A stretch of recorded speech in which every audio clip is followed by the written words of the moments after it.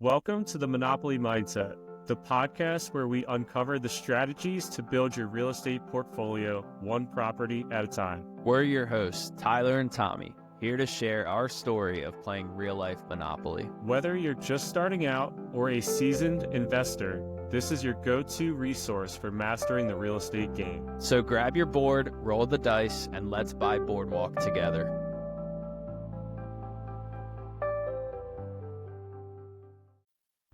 Welcome back to the Monopoly Mindset Podcast, episode number 6. If you didn't listen to last week's episode, we talked about my first property that I ever bought and how I used a state program to pay off my student loans with the purchase of that property. So it's a really unique scenario. And if you're looking to buy a primary and you got student loans, I would go check it out. But today we're going to talk about Tommy's next two properties. Next two rental properties. But first, we kind of wanted to go over what we did in real estate this last week. We said that we wanted to do kind of more like in-depth, like smaller details about what we're doing on a day-to-day basis. So we're just going to give a quick recap because we had a pretty good, exciting week, and we just thought we'd share it. We got some tenants. Yeah. Yeah, it's been a really stressful month or so. So the property that we talked about on episode number 3, that our only property together that we got through the seller financing, we obviously inherited tenants since we bought it in like August, and it's a college rental. There was already tenants in there through the end of the spring semester, and Tommy just kept telling me, or we both just assumed, I don't want to blame you, but we both assumed that like they would stay for some reason. I don't know why, just because I'll take the blame there. They were a part of a sports team, the girls there, and we kind of assumed that they would fill the house with other girls from the sports team, and that's some of the experiences that I've had in the past. And so we thought that's how this operation was going to go. And then we reached out about a month or so ago to see where they were at.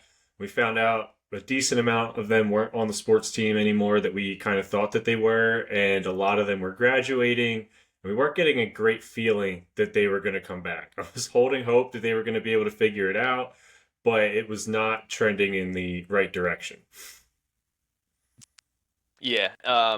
So yeah, we probably reached out a little bit too late. I mean, every college is different. Like my college, literally by October, so you would only have lived there for about a month or two, and your landlord was like, "Hey, are you renewing for next year? Because if not, like we're finding somebody else." Tommy went to a little bit of a smaller school, so I guess it's pushed Slightly back smaller. a little bit. Yeah, probably 10, I, 20 times smaller. in a perfect world, this is something that we would like to do kind of in December and then talk over into January and try to get the lease finalized by the end of January. Here we kind of started talking at the end of January and then started posting this property. We started reaching out to the kids, asking if they knew anybody to help us fill the property. That's something we've had success with in the past, is just offering out a couple $100 and seeing if they can post on their Facebook pages or hit up their friends, or if they hear somebody looking for a house, kind of send it our way. And then on top of that, Ty went and posted on Zillow and put the property up for rent that way, targeting college students, and we were able to get a couple hits from Zillow. Yeah, but it took a little bit. Like it's we're getting into the end of February, which in my mind, like all college kids already have their housing situation settled for next year.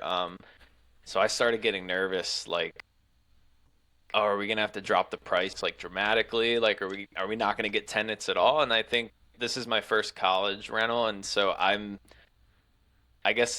never kind of realized that if you don't get kids for that fall semester, like you're almost screwed. You potentially, I don't know if I don't think you've had this issue, but like you might have to wait for like a whole semester. Maybe there's kids looking for spring semester or a whole year.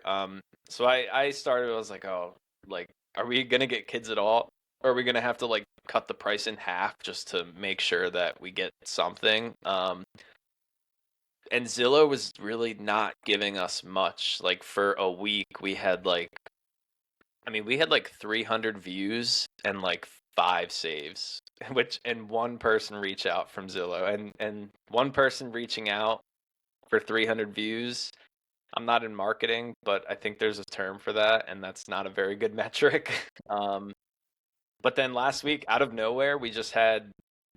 I mean, we already had one person interested, but they were kind of on and off. They weren't really giving us an answer for like 2 weeks, so we kind of just figured they weren't they weren't super interested. And then out of nowhere, we had two people. They saw it the same day, and immediately they're both like, "Hey, we're interested." So, um, we Then that also, was a little bit stressful for us because we're like, all right, now we have almost three people interested. The first group said that they pretty much wanted the house and they were figuring some things out.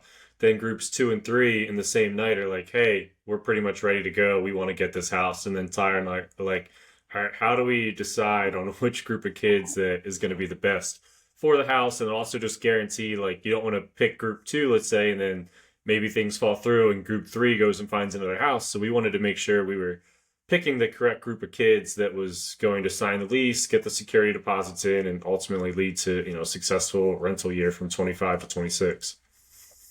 yeah. So, but one of the big most important things about this whole thing was that Tommy's kind of specialty in this college area is buying houses and adding bedrooms, because in college, like, the kids don't really look at the total price. They just look at each individual, how much are they paying themselves. So like, if you have a 10 bedroom in college, that's, let's say, $500 a bedroom. That's 5,000 a month, which is insane. But the kids don't really care. They're just like, "Oh, it's 500 a month. That's like normal." So before we ever bought this place, Tommy was like, "Hey, there's like this living room situation that looks like it could be converted into a seventh bedroom. It's currently a six bedroom, and that would raise us our rent $500 a month, which is like awesome." So I was on board, but I didn't really know, like, okay, when are we gonna do this? Because like the people are living there now, we can't just go like do construction in the house while they're there. We're gonna have to sometimes do it over, like, somehow do it over the summer. Um, but luckily, turns out one of the groups had seven kids, and they were super interested, and they were like, "Hey, like, there's seven of us. Is there like room in a living room that one of us can sleep in?" And we were kind of like, you can share a bedroom. Like, we don't really care how many people live there. It's six bedrooms, but you could have 12 if you all want to share and split the rent. But then I did say, well, we did talk about converting the seventh bedroom. Um, but if it's a seven-bedroom house, we are going to raise rent $500. So we had it listed for 3,000, and we basically told them, "Hey, we'll do the seventh bedroom. We will like convert it over the summer once the current tenants move out, but we're going to go up to 3,500." And they were like, "Oh yeah, yeah, that's great. Like, that's awesome. We don't care. We'll pay like whatever." They also knew that other people were interested, and they were like, "We're willing to go up in rent a little bit," because I think, like, I'm trying to remember back when I was in college, and it is stressful. Like, if it's a little late and things are going like there's not too many options left, and I think you start to get stressed, and Yeah, well, and Penn State is probably different animal for multiple different reasons, right? Because there's so many students, there's so many rentals, and there's also little availability, it probably seems like, because there's just so many kids are trying to get into those houses where yeah, at it's very like area dependent. Like, if you want to be close to the main strip, like close to campus where you can walk to everything, those properties literally are gone in like October, November. You can wait till March, but you're gonna have to either drive or take a bus to campus. yeah, where at Miz, I think it's just such a it's not as formal of a process. And so that's something that we're working on. I want to get like a website built up so we can kind of say, hey, these are our rentals, and people can go and click there and we can show them. I think that might help our process out a little bit more because other than us posting on Zillow or just going by word of mouth, it's difficult to get the word out. So I think kids at Miz struggle to just find rentals in general. And then when they find a rental, it's like, oh, this might be the only one. This might, especially if you're looking for a seven bedroom, there's not a ton of houses that can occupy seven kids in that area. So it's a perk that we have it. And I think that also made them pretty interested in that house. It can also be a problem for us owning a house with 7 kids, trying to get kids that where you can get seven. And I think that's one of the, again, to your point, one of our strategies is trying to stick with a sports team. This is another sports team that is um, moving into our new house, and I think that always helps just with the transition. If you can get a house labeled as the football house or the baseball house or something along those lines, find that it's a little bit easier to get that filled out. Like that's the house that the kids want to live in that play that sport. So we're lucky to get a good group in a new sport, and we're hoping that pans out and keeps putting kids in that house for a long time to come. Right. I mean, ideally, like, when they're seniors, they're friends now with sophomores, and the sophomores love that house. Now, it obviously has its pros and cons. Like, you don't want it to be the baseball, football party house, ideally, but, at the same time, if you don't have turnover, like, let's say they do kind of wreck the house a little bit. As long as they're re-signing that lease, we don't really have to go in and fix anything that damage they cause because they're re-signing the lease anyway. So I guess it's a little risky, you could say, if it does become like a big party house. But you know, hopefully it just keeps getting passed down, and then we don't really Yeah, have to spend any money every year. it plays on the word of mouth aspect. If you're on a team and then you got 2 kids that are seniors and you get some younger kids that start living there that might be sophomores, and then those sophomores become juniors and they bring the other sophomores in, and just keeps playing on that word of mouth. And it's a house that they want to occupy and kind of become a staple of that sports team. And it's a strategy that's worked pretty well for us so far, and we're excited for this new group and to see how it goes. Yeah, and I mean, I have learned a lot throughout this whole process, just a lot of mistakes that we've made. Again, probably waiting too late to talk to the current tenants, but also it's a little tough because we're managing this property ourselves from I'm 3 hours away, Tommy's 33 hours away. So like it's my first time managing something long distance. So we're trying to get like systems in place. Like I'm already think we've already talked about like, oh, what are we gonna do different next year? But yeah, there's just little things like who's gonna show the kids the property. You know, Now we could pay a property manager, but they take an entire month's rent, which in this case is 3,500. So it's stressful, but I where we're at right now, it's worth saving that much money to do it ourselves. Yeah. And then you pay another 10% a month if you have a property manager, which would be roughly $350 a month, which cuts into your profit each and every month as well. Right. So overall, it was pretty exciting for us. I went from like, are we gonna get this place rented out at all, to making $500 more than we had originally planned. So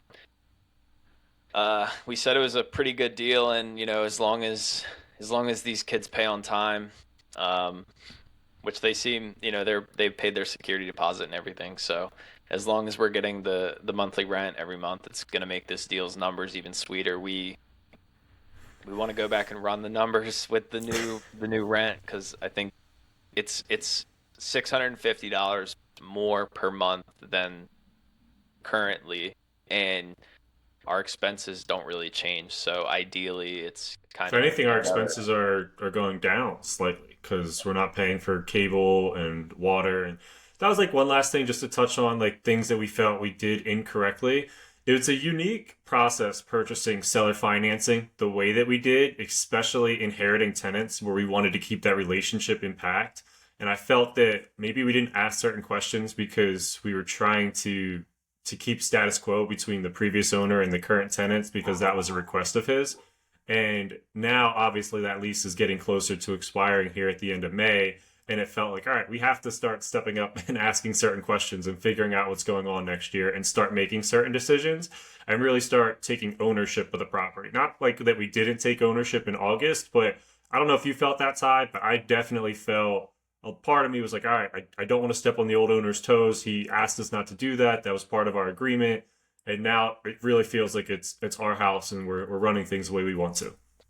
Yeah, I mean, like we were bummed when the current tenants said they weren't staying, but For also sure. again, like if they're leaving, we can now restart fresh. We have our own lease in place now, which we would have had our own lease before, but like we were able to like change the lease however we wanted versus like keeping the current tenants. We weren't going to be like, okay, we're changing everything.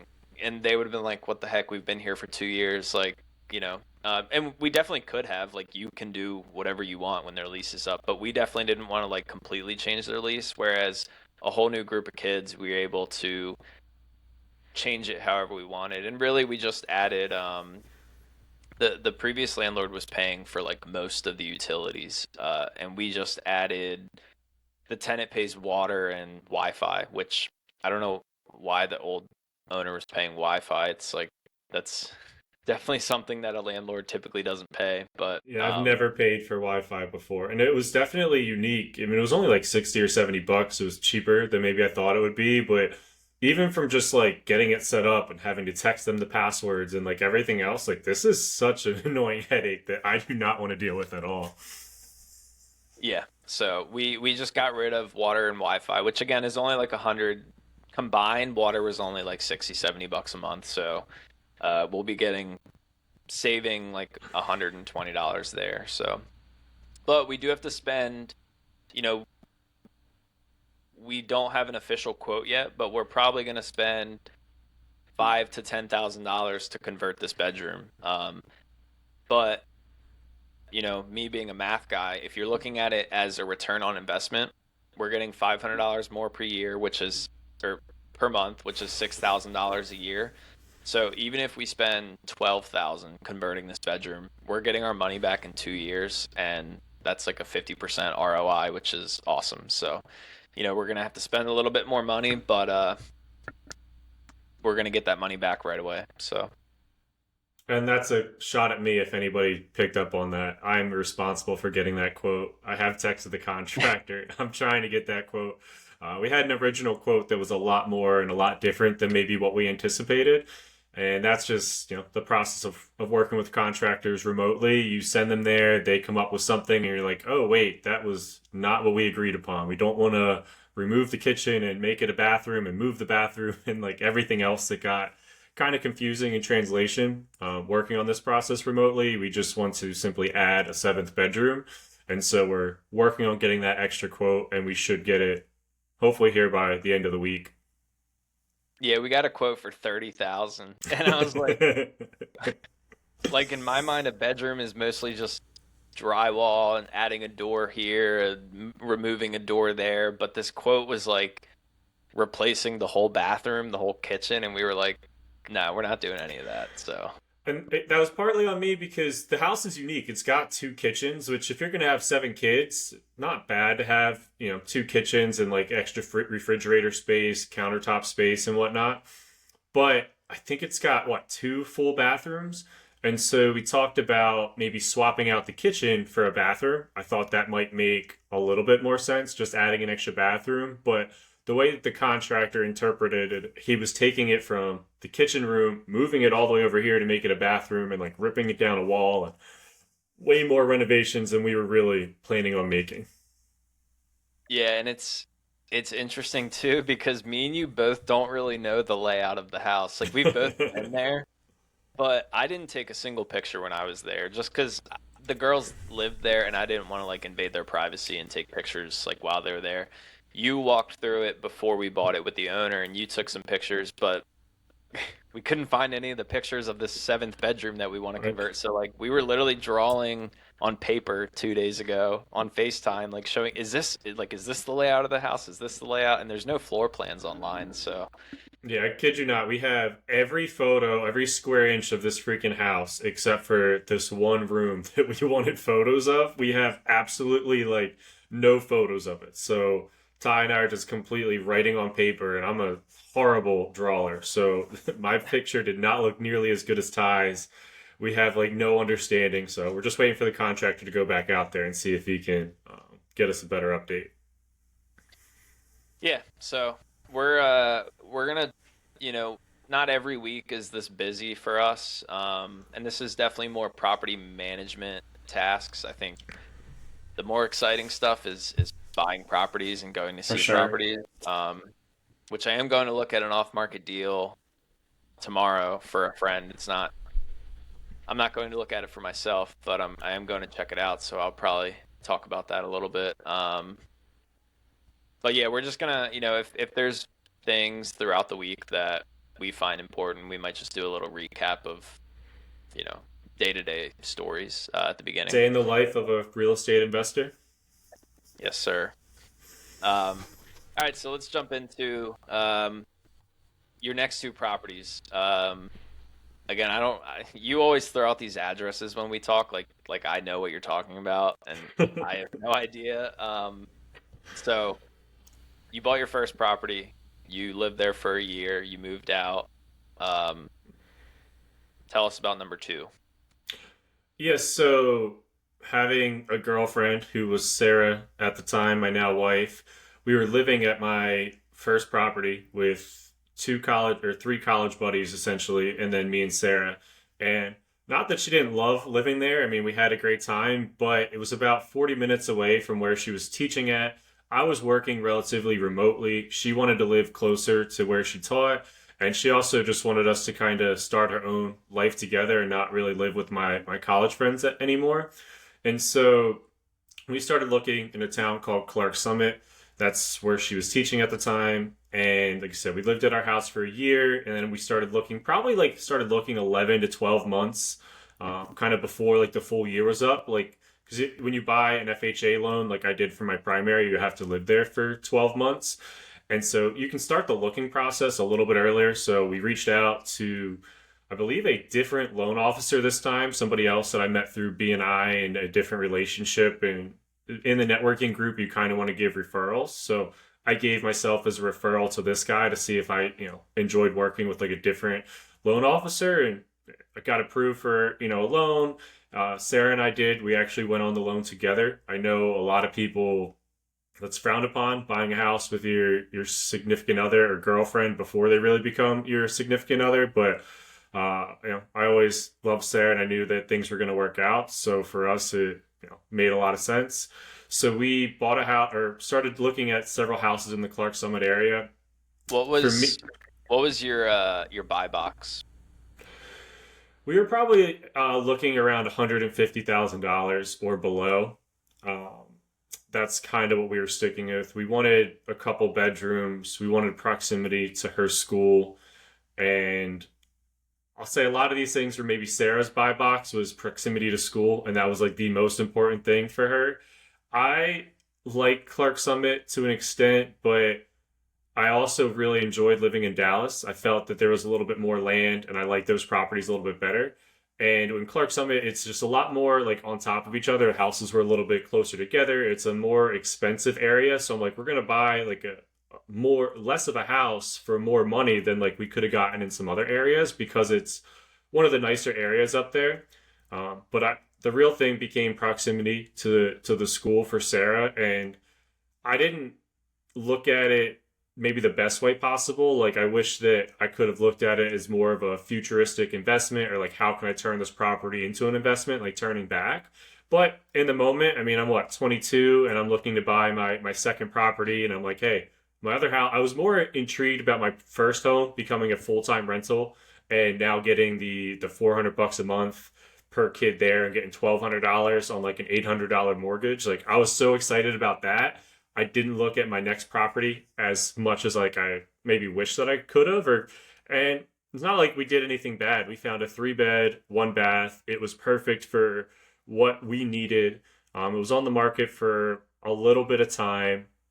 I think it smelled like, I think it had like a little bit of a cat smell, but it wasn't like anything terrible. So now this is my second house I'm buying with like an animal smell, and I'm like, all right, we can definitely get rid of this smell. I remember we put a couple offers in on this house, and we were told that we were kind of like in a bidding war. It was listed for 135, and I could tell that Sarah really wanted the house, so we put in for 137, just to put $2,000 over list. And like at that time, that was for us, it felt like a significant amount of money. Just being like the first house that we were purchasing together, it was the Sarah's first buying process. And we were actually driving to the Brights house that weekend. I don't know if it was Labor Day weekend, and we were all going down there. You might have been there, Ty, or maybe just Danielle. But on our drive, we put the offer in like a couple days before Labor Day, and then on our drive down there, we got the call that our offer was accepted. So And this is Center Street. yes, this is Center Street. Okay. It was So a you, go ahead. yeah, I've been there. I remember. You know my most memorable story about Center Street, right? Does it include your dog? It does. Yeah, this was before before Tommy and Sarah had a dog. We brought up our dog, our golden retriever, who Danielle and I are both obsessed with. We don't have kids yet, so like we're one of those crazy dog parents, but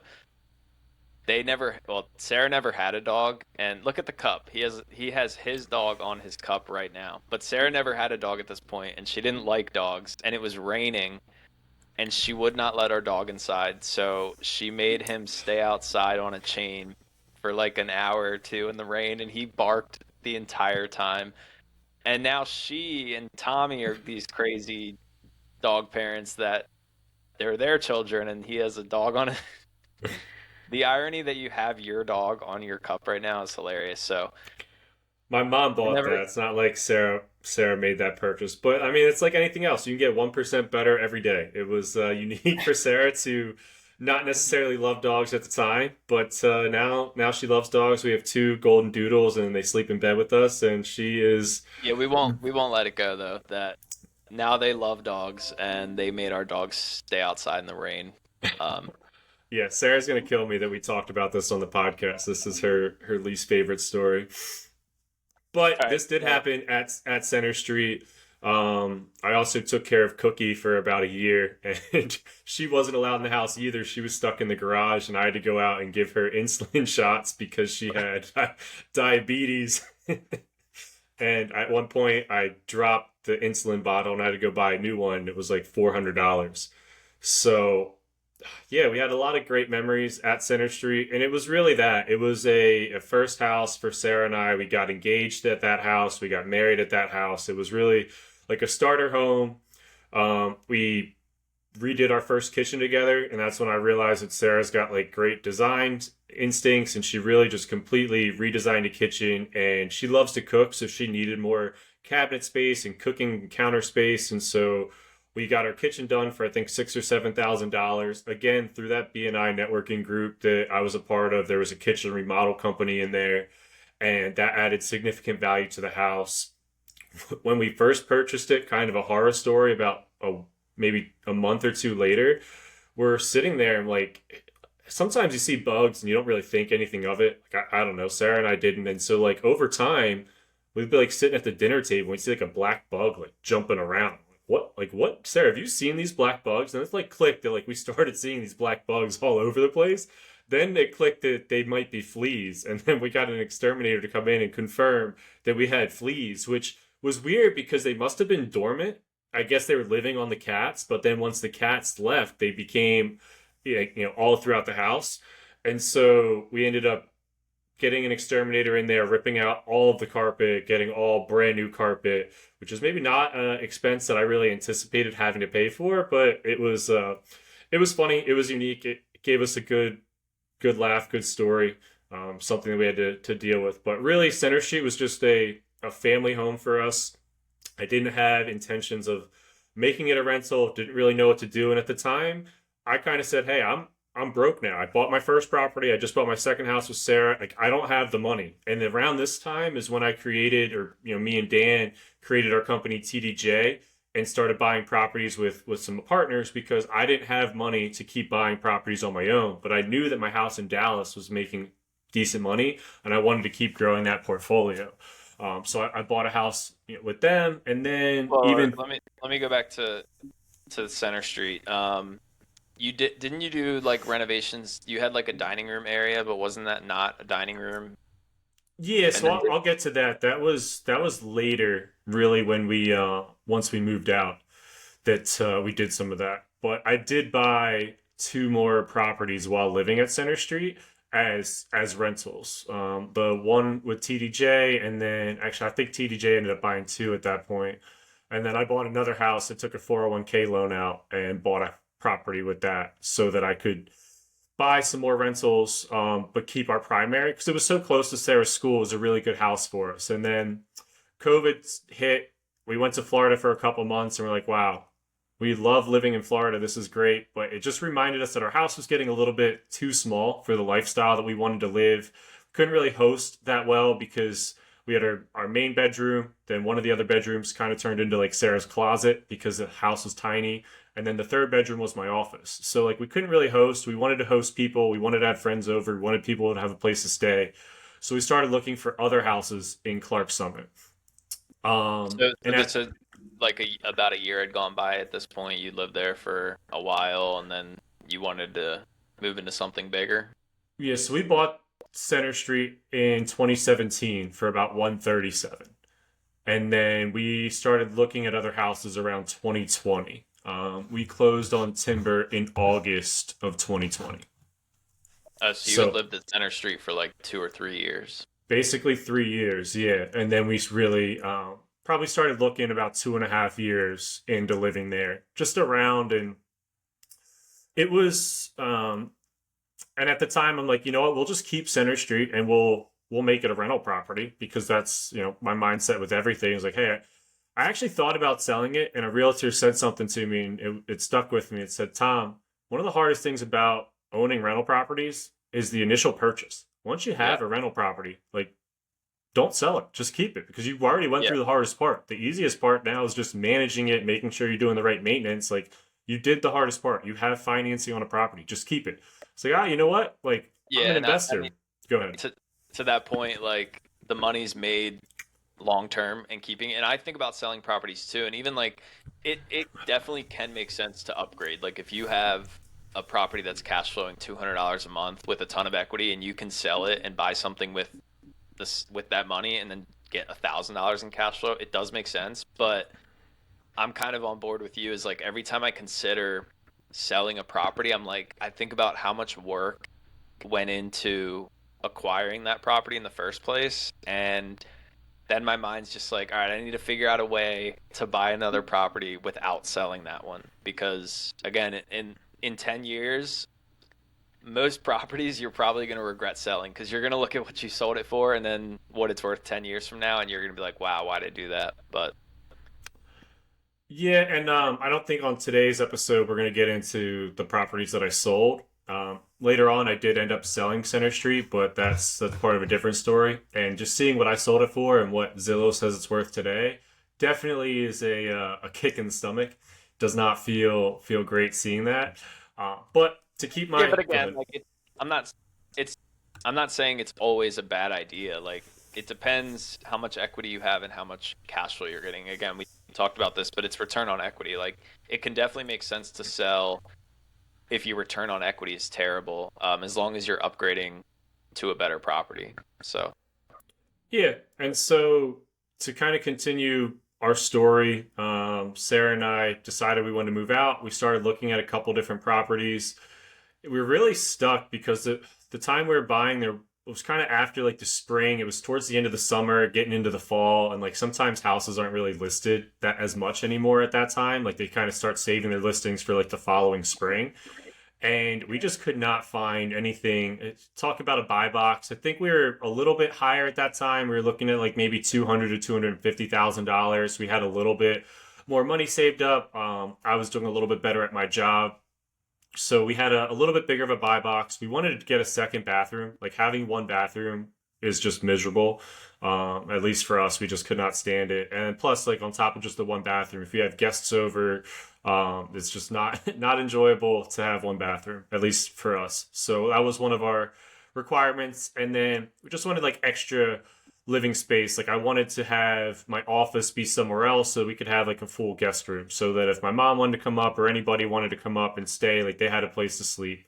So those are some of like our requirements. And again, it was really looking for a primary house. We weren't necessarily looking for an investment home, something like that. Sarah and I just got married at this time, and we got Paisley. So we just got our first dog. Sarah promised me once we got One on married, his cup.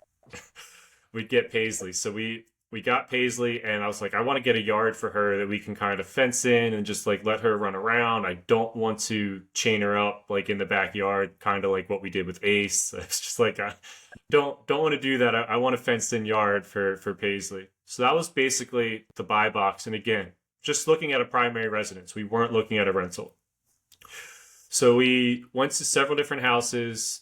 I fell in love with this house, Timber. I could not get Sarah to fall in love with it. We looked at it two different times, and the house smelled like smoke, like a complete ashtray. It was awful. The house was on the market from August of 2019. It was purchased two or three times, and the financing fell through, mainly because it was FHA, the two home buyers previously, and there's something about like a fire barrier in the garage. Like it was just like a solid, like the ceiling didn't have a fire barrier, and it was something that the owner didn't want to put in. It's not like a huge deal, but it's like if you're parking your car in the garage and you leave your car running, like FHA has weird requirements of certain things that they won't approve, and that happened to be one of them that killed this deal twice. So again, house smelled like an ashtray. I could not get Sarah to look past it. And the kitchen was boxy, old, weird looking, and like Sarah loves to cook. She just redid this other kitchen. I couldn't get her to like it. So we kept looking at other houses, and I kept like trying to bring her back to Timber. I eventually brought her mom into Timber one time and with Sarah, and her mom was like, Sarah, if you redo this kitchen, I think you'll love this house. It'll be like the best house in the world. So shout out to Brenda. She helped Sarah see a little bit differently. We put an offer in on the house and it ended up getting accepted. We bought it for 193.5 in August of 2020.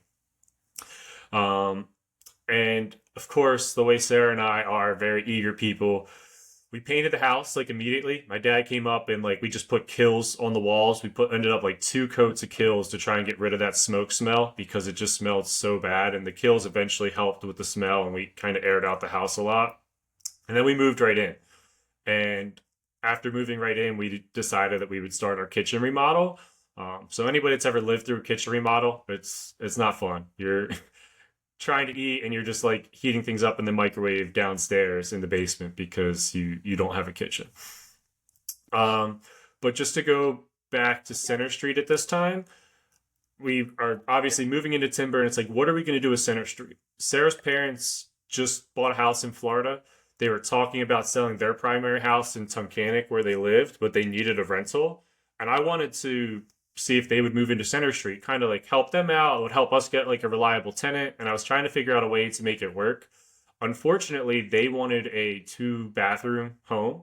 And so Center Street was only one bathroom. And we kept thinking and thinking, and I came up with an idea. Like Ty said, one of my specialties has always been like value adds to properties. And I'm like, how can I add value to this property? How can I add a second bathroom?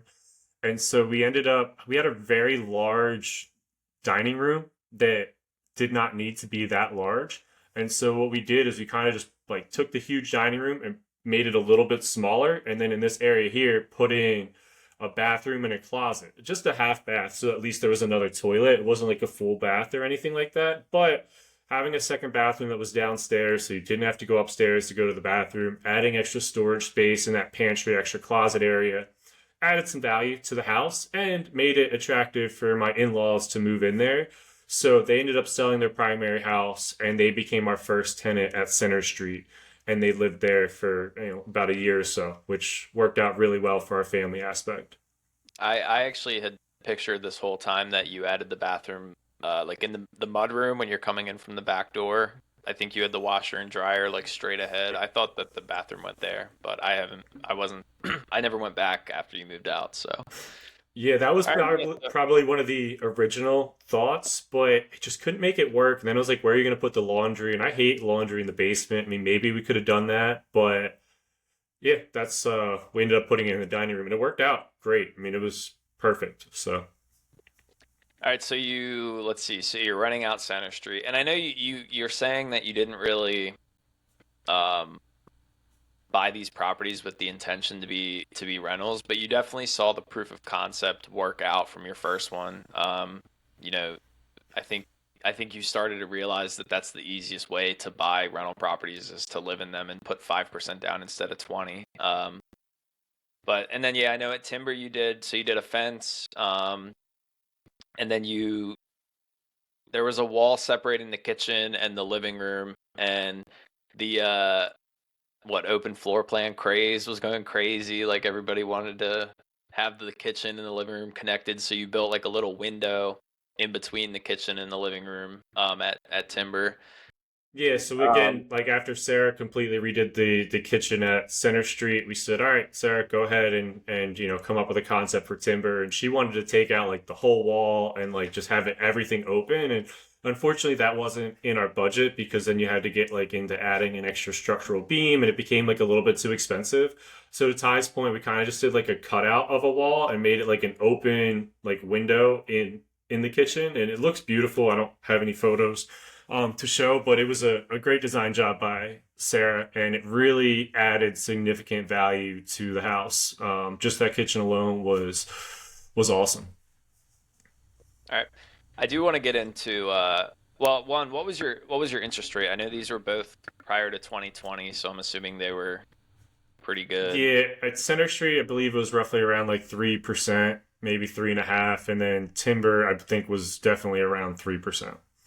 And did So we had you were you running the numbers at all of like what it would rent for? Again, I know you said you weren't really looking at them as rental properties, but No, like again, like that conversation I had with the realtor, it just said like, "Hey, you own the property. That's the hardest part. Just keep it." And like for some reason, like in my mind, it was like, "Hey, like college kids is my thing. That's what I've been renting to." Like I didn't think about traditional rentals like maybe as much. So I really wasn't running much of the numbers. I was pretty nervous about making Center Street a rental in general. I mean, that's why I was trying to get my in-laws to move in there because I'm like, hey, this is perfect. Like they need a place, and like I think I charge them a little bit less than maybe what market rent was there. So, but I didn't run much numbers. I still wasn't a great investor by any means. Like for me, it was like, all right, my mortgage is $900. They're gonna pay me $1,400. Like I'm making 300 bucks. I was the property manager. I wasn't paying anybody else to manage my properties for me, so cash flow wasn't really an issue. Just make the payments, buy and hold. That was really my mindset. I wasn't maybe like a very strategic or great investor at that time. And when I bought timber, I never thought that that would be a rental. Like it felt like it was too, like almost too good of a home to be a rental, if that makes sense. Like the price to rent would have been higher than like maybe I would have imagined. Like our mortgage was a little bit higher. It was like $1,500. So I was like, I'll never get 2,000 or something to make yeah. it be worth being a rental.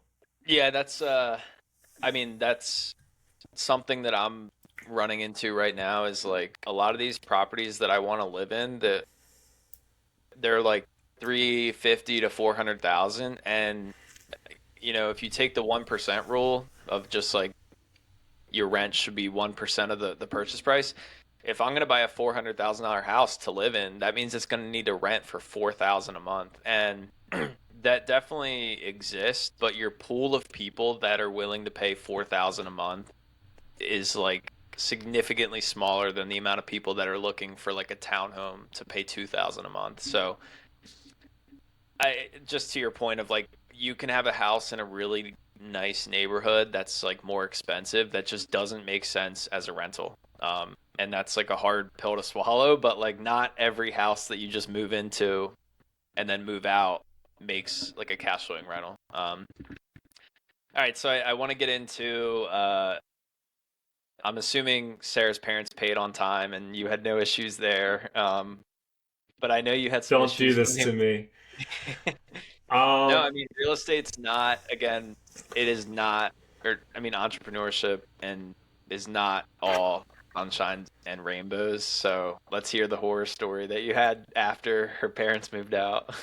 so Sarah's parents lived there for about a year, and then Sarah and I were living at Timber at the time, and Sarah's parents honestly weren't living there all that much. They were spending a lot of their time in Florida. They weren't coming up to Pennsylvania nearly as much as maybe they anticipated. And at one point, I got a call. I'm relatively involved with the football program at Misericordia, if you can't see by my helmet in the background. And I got a call that they hired a new coach and they were looking for a place to live. And I'm like, you know what? I have a house that's pretty much vacant. My in laws live there, but they really don't live there. And so I kind of called them and I said, like, hey, would you mind moving your stuff out? And I'll just put it all in the garage. And like one of the coaches wants to move in, he needs a place to live. And like they were pretty much done living at that house anyway. I don't think they really wanted to keep it any longer as like a rental. And so like the whole football team came up. We moved all my in-law stuff into the garage there. We had like a massive detached garage. Moved everything in there. I had a football coach live there for about 2 months, and then he was like, "This is too far away from campus to go from Clark Summit to Dallas. It's about like a 35-minute trip." And he was like, "We found something a little bit closer. We're gonna move out." So now I have this vacant house up the street. I'm like, "All right, I'm gonna try and find traditional rentals." So I posted on at the time we were using Rent Ready. So I posted on Rent Ready, which I think automatically posts to Zillow and a lot of other like rental applications, and went through the list and picked out, we didn't love like a lot of the tenants. A lot of people had different issues, and one tenant we felt would be like a perfect tenant. We did background checks. We called her current landlord. The conversation went great. Did you use like Rent Ready's screening process? Yeah. Yeah, so we both use Rent Ready, which we both just got from listening to Bigger Pockets, but they have like a really good application process where the tenant pays like $35-$40 to apply, and then Rent Ready does background check, credit check. They have to upload pay stubs so you can get like verify their income. But it pretty much gives you like everything that you need to know. But in some cases, like everything can come back great and it still doesn't work out. So Yeah, so we ended up picking this couple. They had some young kids that went to one of the local schools, and we thought that it would be a great situation. The current landlord, when we had a conversation with him, I mean, that's what really sold us. He said they were great tenants. They always paid on time. Everything worked out well. I think they moved in, let's say like around November timeframe, which was like also nervous for me because you're getting ready to December, and like a lot of people say it's tough to rent. Like in those winter months, people kind of stay put for the winter. So we got them moved in there right before winter happened. Had a couple issues too with the property while they were there. Like there were some leaks, some repairs that needed to be done that maybe I wasn't 100% anticipating. Then, like, I try not to be a slumlord. Like, I remember the contractor called me, like, the plumber is like, hey, I could fix this for like dirt cheap, or I can like completely fix this plumbing issue for like triple. I'm like, why don't you just completely fix this issue so that I don't have like future issues? Which hindsight, maybe not the best idea. Maybe I should have just done the quick fix. But at the time, I thought I was going to hold the property forever. Um, so the tenants were there, and rent basically always became an issue from the jump. They were always a couple days late. They were always coming up with some excuse as to why they were late. I think they paid well for about 3 to 4 months, and then things just really hit the fan. They were like they just missed an entire month. And I remember like calling Ty. I'm like, I don't really know what to do. And Ty's like, just evict them. Like if they're not paying rent on time, like just evict them. And I'm more of a believer in somebody's stories. I'm not as I try to like give everybody the benefit of the doubt, which makes me not the best landlord when it comes to real estate, because you need to have like more of a backbone and like be strict, because people are going to give you every story under the sun and try to make up excuses as to why they're not paying their rent. And there's something about like a car broke down. I'm like, okay, like that's a viable story. You use the money to pay for the car, and then when they got like 2 to 3 months pay for a behind, funeral. yeah, they had to pay for a funeral. Then they're 2 to 3 months behind, but because there was a funeral, the mom passed away, and we were going to get money from that. And I'm like, okay, just waiting for this money to kick in so I can get paid. And eventually, like one story just led to another story, and at this point, I think I moved to Florida, and I was starting to deal with all these issues. I'm like, I'm going to hire a property manager because I can't keep dealing with how behind rent they are, and like they'll maybe do the eviction process. So I did hire a Yeah, property manager. Go ahead. let me just jump in. I don't know about you, but personally, I mean, we are not getting into real estate to become property managers. That's honestly probably the hardest part about investing in real estate, in my opinion, or it's the least enjoyable. Like, we are getting into real estate because we enjoy buying properties, being creative, like with renovations, and we don't want to be property managers. It's just when you're first starting out and you only have one, two, three properties, like you want to save as much of that cash flow as you can. So we're still at that point where or at least myself, like I'm managing everything myself. But I at least have this like mindset of like, if I'm a good landlord, I fix everything right away. Like, the tenant is going to respect me and want to pay on time. And even like, oh, if they're late, like maybe don't charge the late fee. But I'm quickly learning that certain people that doesn't work with. Like, you can be as good as a landlord as you want to them, and they're gonna, you know, pretend like they respect you, but there's just people out there that, like you're saying, there's going to be a different excuse every single time. And at the end of the day, like, it is a business, and we are not at a point where we're able to like give people free rent. And like, that's something that a lot of the big investors talk about, is like, oh, somebody has like a family problem and they're just like, all right, it's fine. They have hundreds of units, they can afford to pay for that mortgage, but we can't afford to pay for our mortgages unless the rent's coming in at our current, situation. So I guess my point is like, you do have to be stern and stick to the rules that or stick to the lease. Like, that's the most important thing, because like, even myself, I was like hounding Tommy, like, dude, she's a month behind. Like, it sucks, but she's got to go. And then I got my own property, and you are like, oh, I don't want to like, I don't want to be like super harsh, and it's tough. But again, it's easy to be taken advantage of, because like, I had a similar situation where I had a tenant that was late every month, and every month was basically a different excuse.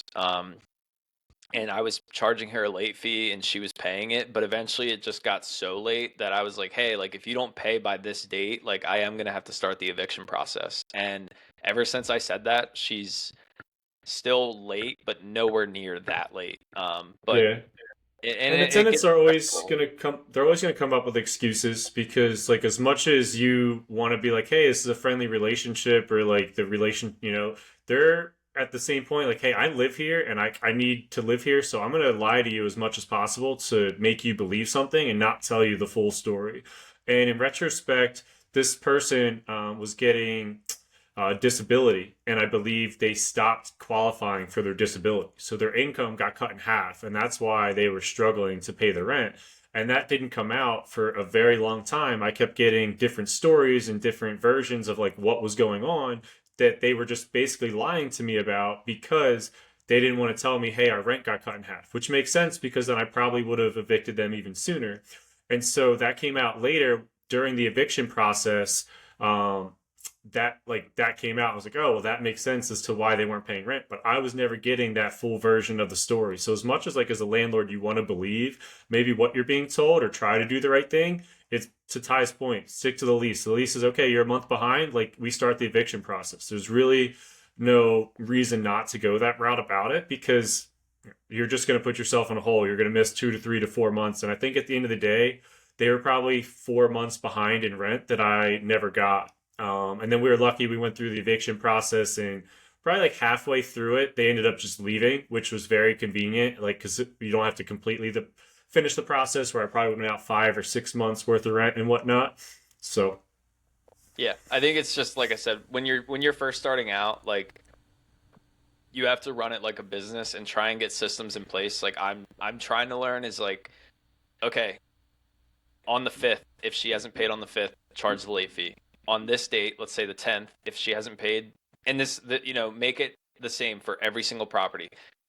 It doesn't really matter the story, right? On the 10th, if they haven't paid, tell them that they have till the 15th, or you're going to start the eviction process. And like, nobody wants to go through an eviction process. The owner never wants to go through an eviction. The person living there obviously doesn't want to go through an eviction. So it's like a terrible process for everybody. But like, at the end of the day, they signed a contract guaranteeing that they're going to pay this money. And again, later in life, if you get to a point where you feel like I'm generating enough money that I have this one person that I feel like's being genuine and I want to help them out, then like great. I know like that's something Dave Ramsey talks about. Is that like once you get to a certain level of wealth, you're allowed to help people. If let them go a month without paying rent, and like it. But just starting out, that's like not really a possibility.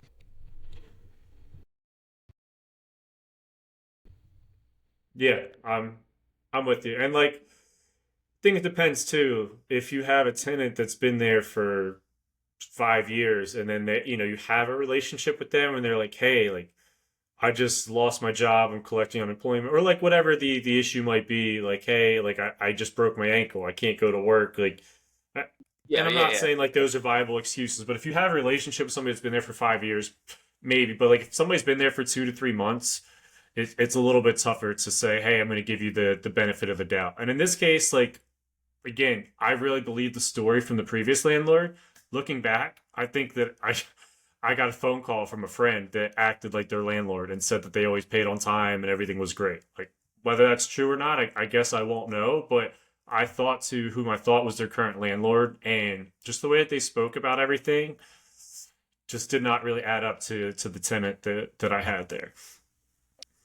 So this was your first eviction, and I think your only eviction, but like I feel like that's one of the scariest parts about getting into real estate. But then after, like what happens if I have to evict somebody? But I mean, you lose the 4 months of rent, but I don't really think it was, the craziest process, right? Like it was pretty quick. You paid a lawyer like I don't know how much, like $1,000 or something.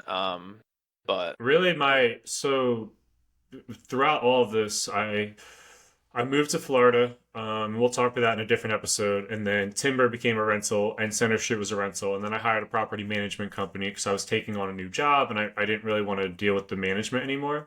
So my property manager ended up handling the eviction process. I think he only charged like a couple $100, and it wasn't nearly as expensive or as gruesome as I really thought it was going to be.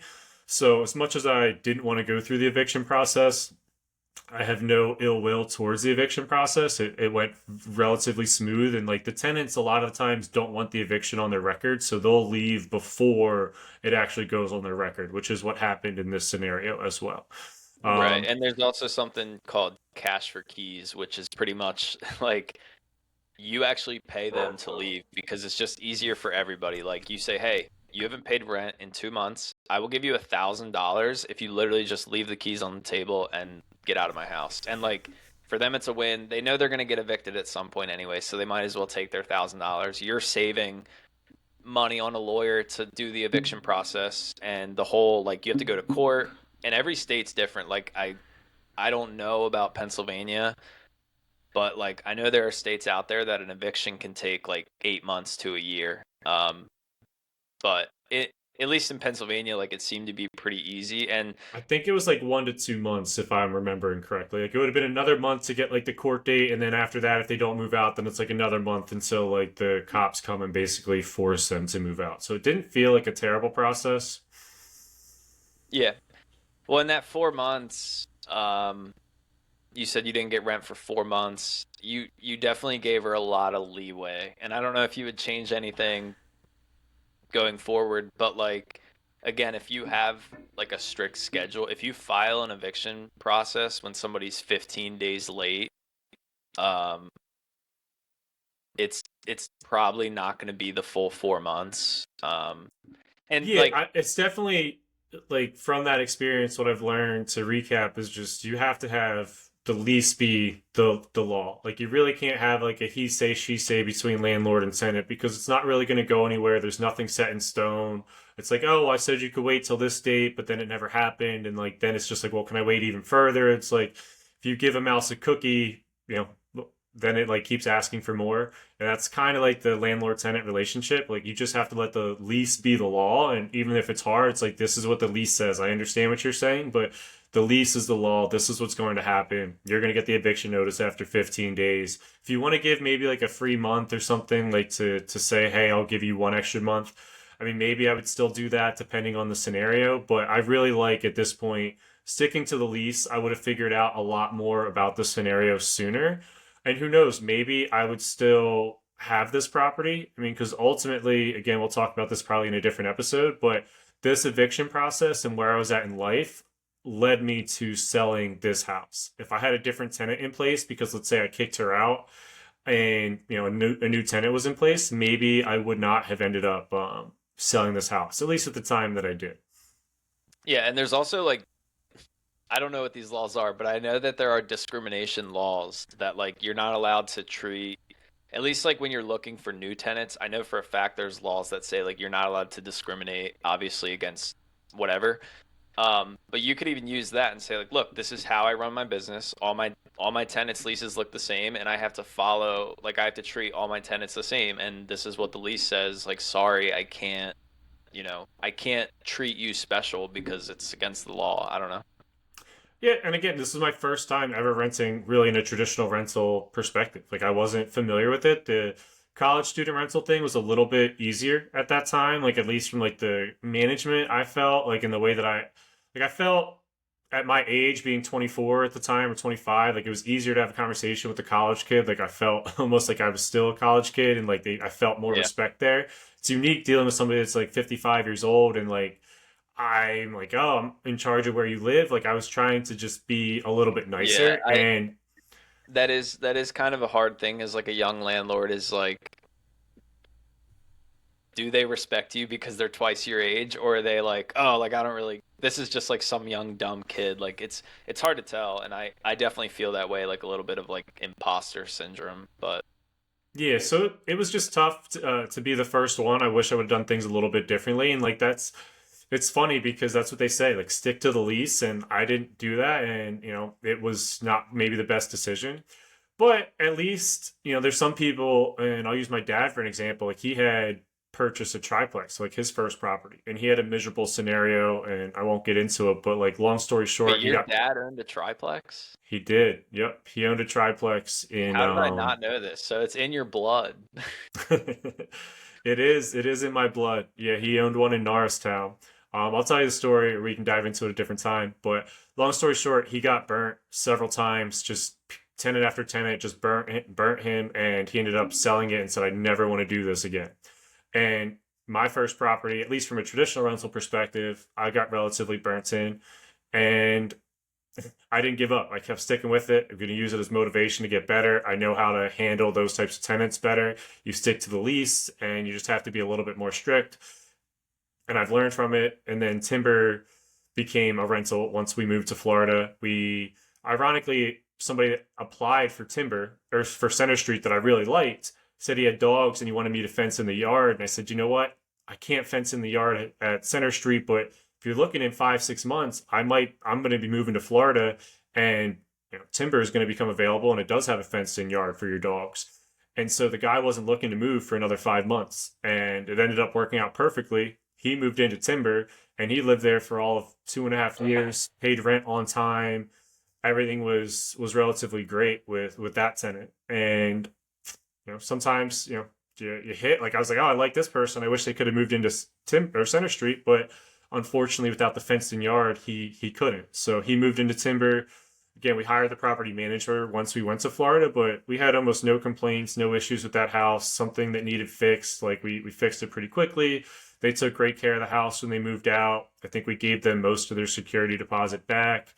And it shows that you can have like two ends of the spectrum. You can have a great tenant for 2 years, or you can have somebody that you kind of have some issues with. And it's better if you have that person with issues, just kick them out and find the next great tenant. Yeah, so going back to Center Street, you decided to sell after the eviction, right? I did, yeah. Um, so I decided to sell Center Street because I took a new job as a financial advisor, and at the time, I just lost my job. Actually, I got a 71 on my Series 7 exam, and I needed a 72 to pass.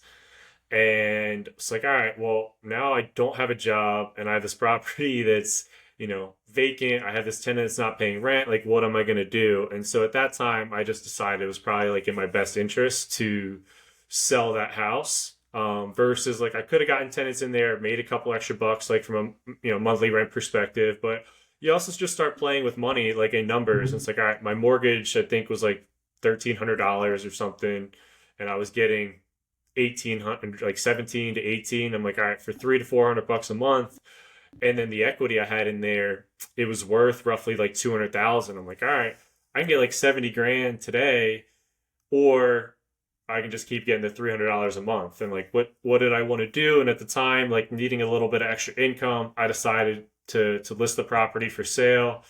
We ended up only getting 60. Or sorry, we listed it for 199. I think we closed at 187. So we dropped down like $12,000 or so, and we only ended up making like $60,000 on the overall sale. Which again, living there for 2 out of the last 5 years, that's $60,000 that was like tax free. I was able to use that to pay off some other debts and just give us some breathing room while we were getting ready to try and start the job hunt and figure out like what was going to be next. So it's a beautiful thing about real estate is it gives you some sort of flexibility. You never want to be in the situation that maybe I was in where you want to absolutely sell a property because you lost a job and like I sold it less than maybe what I thought it was worth. It was kind of becoming more of a buyer's market than a seller's market. Like if I would have held it for another 5 6 months, maybe I could have gotten 215 for it like pretty easily. But at the time, it still made sense. We sold the property. Ty joked about this a couple weeks ago, but we sold it to a local investor that also owns a pizza shop. And the pizza shop is phenomenal. It's Sarah and I's favorite pizza. Every time we go back up to Clark Summit, we always go in there. And so in our agreement, we texted him and said, hey, like, can we get free slices for life if we sell you this property, at the discounted rate that he wanted? And he said yes. So every time we go up, we swing by and we get free slices at our favorite pizza place because that was kind of in our agreement. And it worked out really well. It was really cool. I'll tell you what, to see that check for $60,000. I mean, I've never seen a check that large in my entire life. Like, so just seeing it, I mean, obviously there's other debts and things to pay off. So we used it to pay things off pretty quickly and it went maybe faster, but it was really cool. Like, when you look at a balance sheet and you look at like what your equity is, when you have a lot of equity in real estate, it's like not really accessible like a ton of the time. So to take money and like actually sell a property, realize it can be accessible, and then like use it to pay something off and like just change like your debt to income ratio based off of that. It was a pretty cool experience for sure. Yeah, I've only ever been on the other side of that balance sheet where as the number gets larger, that's more money out of my pocket. But two things. One, it's as you acquire more properties, they're definitely not liquid and they're not as easy to access the cash as like if you just save all your money and like invest it in an index fund or whatever. But at least you had like 5 or 6 properties at this point, and then okay, you lose your job, you can like it is like a rainy day fund. Like you don't want to sell, but like I mean you could have sold 5 properties before like stuff really hit the fan. So like you set yourself up to like, you know, I don't know. You set Yeah, I put yourself up myself in a for good that. position to be able to take a risk and try a new job and quit the job that I've had for so long. Like a lot of people might not have been able to take the opportunity that I took. So I put Yeah. myself in a And good position. And real estate's also like a forced savings account. Like if you have a savings right. account and like that something comes up like that rainy day and you're like, oh well, I got 10 grand or 15 or 20 grand saved up over here. I'll just use that to pay for X. Like instead of figuring out a different way to pay for it. Um, it's like a forced savings account. It's like, well, I really want to sell this house and go through the process of listing it and like getting people to look at it and like offers falling through and like, do you want to go through that entire process? Maybe not. So then you just keep the house, you keep gaining equity in it. And so I like it as like a forced savings account too. It's like you have that equity there, it's going to keep going up and it's a little bit tougher to get to. Yeah, and another thing that you said you walked away with $60,000. Let's say you put in, I'm guessing your down payment was probably like 10,000 total. You probably did 5% down plus closing costs. So let's say you put in 10,000 and then you did the renovations. I don't know what they cost. Let's just say over the time that you lived there, you spent what, 15, 20,000 on renovations. Yeah, yeah. So you're all in for 30 grand, we'll say. and you walked away with 60. So you doubled your money in 5 years. And this was almost like I mean, the eviction kind of made it like a bad deal, I guess you could say. I mean, it was a good deal, but like my whole point is if you're nervous to get into real estate because you might have to evict somebody, you still doubled your money in 5 years, tax free, and that's outperforming the market if you just put your money in the S&P 500. And then you add the tax free part onto that because gains, if you double your money on like in the S&P 500 when you sell, 30% of that's going to taxes. So, my whole point is that even though this was like not the best deal again because of the eviction, it still actually was a pretty good investment. And I didn't even buy it as an investment. It was just why we kind of just talk about everybody buying a primary and being more strategic and buying like a better primary where you can rent out some bedrooms or buy a duplex or something or buy something that has future rental value. We kind of just bought the first house that we fell in love with without really any anticipation of renting it out. And we turned it into a rental after that. And to your point, it still turned out to be a very good deal. And even in between there, something we didn't touch upon when I moved to Florida, I did a refinance. I refinanced Center, Overbrook, and Timber, took the money out of that, and used that for my down payment in Florida so that I could buy a house and move down here. So I already took some of the equity out that I had in Center Street, refinanced it, and then still sold it and still made 60. So if I never would have refied, I probably would have made even more money at that original sale. Yeah, I mean, so you just said you bought the first house that you fell in love with, and you didn't really look at it as an investment. The thing is, that was the you fell in love with that house, and it was $120,000. So you were 137, yeah. you were well under your what you could have actually afforded. Like you know what I'm saying? Like you still were very smart in that you didn't buy. You probably could have. You were probably approved for 4 or 500,000 at that time. And you're saying that you fell in love with the house for 137. So I just want to make that clear that like you were still like being very smart with your money and not buying like your dream home that was overpriced. Um, Yeah, that was a different conversation that you and I had when I bought my house in Florida. I was like, this is the first house I really felt like I bought, like for me, that felt like a dream house, like the biggest purchase I've ever made for like myself, for my family. Like it was unique because I'm so used to your point, always trying to be like somewhat strategic. Like, all right, yeah, maybe we can afford 300 or 400, but let's do half of that and just like, not have a higher mortgage payment or something like that. So it was unique moving to Florida and having a larger payment. yeah, but I mean, eventually after owning real estate for a while, you are going to use some of that money for enjoyment and like, well, Yeah.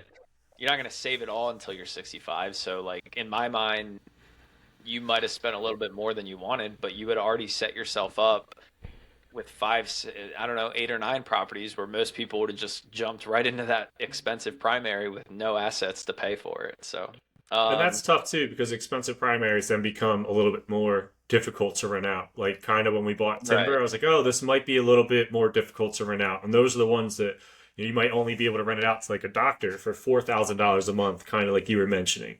For us, timber turned out to be a decent rental. We got like 2,100 a month for it, and our mortgage was like $1,400. So we were making like $700, and it was working out well. Um, Yeah, but we are just, so we're newer investors and we are primarily looking at cash flow.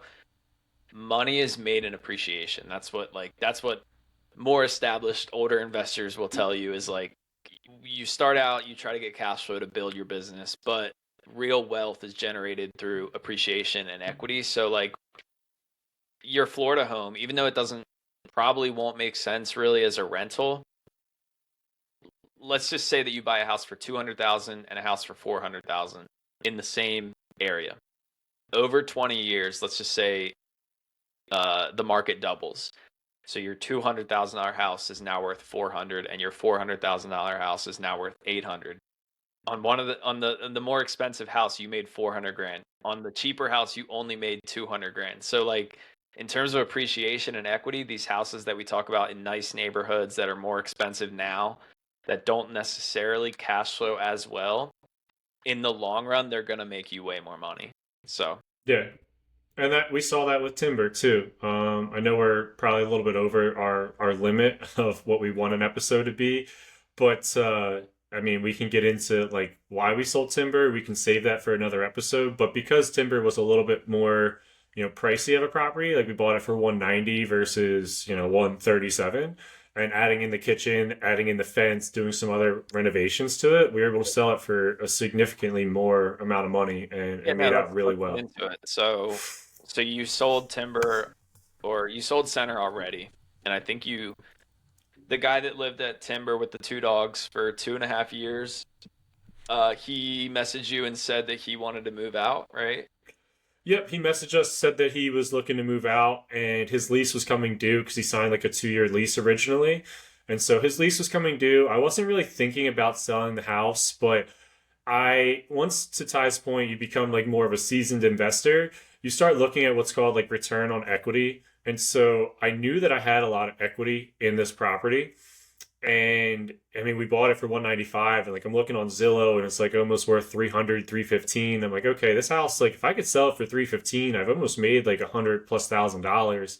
And I have my down payment. I've been paying my loan for several years. So there was a significant amount of money that I was like, I could make by selling this house. And once you start, like, again, I had a property manager at that time, so paying him $210 a month on top of my $1,500 mortgage, it's now $1,700 plus whatever else I'm paying for.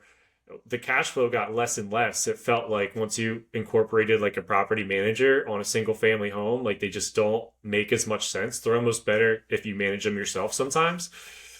So I'm like, all right, for $200 a month, I could make $100,000 selling this house. Like that's a significant like return on equity. I can take that 100 grand and then go buy two houses with it and make additional money. So like it's a tough decision, something I never really thought I'd have to deal with. It, like again, as a buy and hold investor, like, oh, I just want to buy and hold forever. But at some point, it's like if you just took that 100 grand that you're now making like 2% on and put it Yeah. into the S&P 500 at 10%.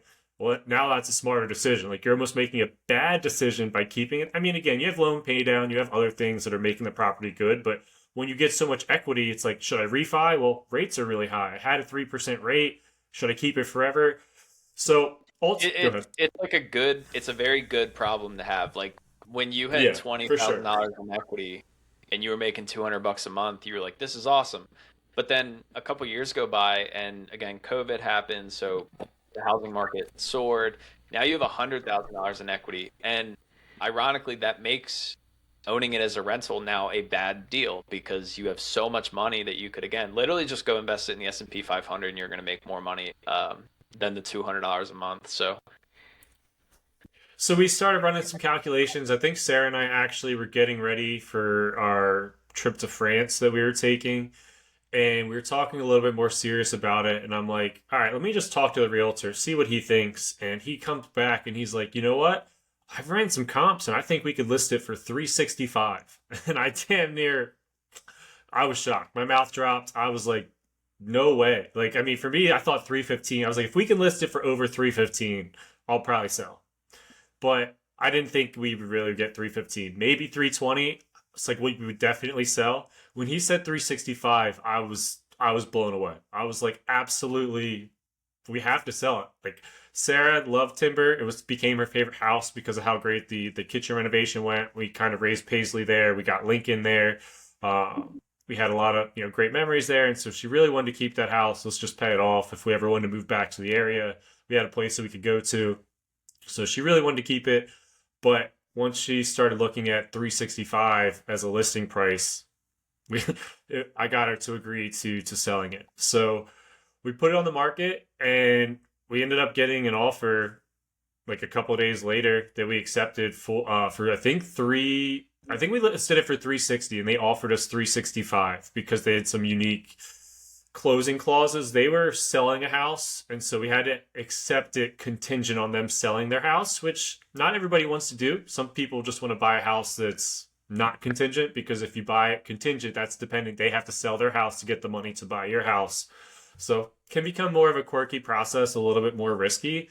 And hey, we figured if they offered us the 365, they're also one of the brothers of this guy was a Misericordia alumni, so that felt right, and trying to sell to them.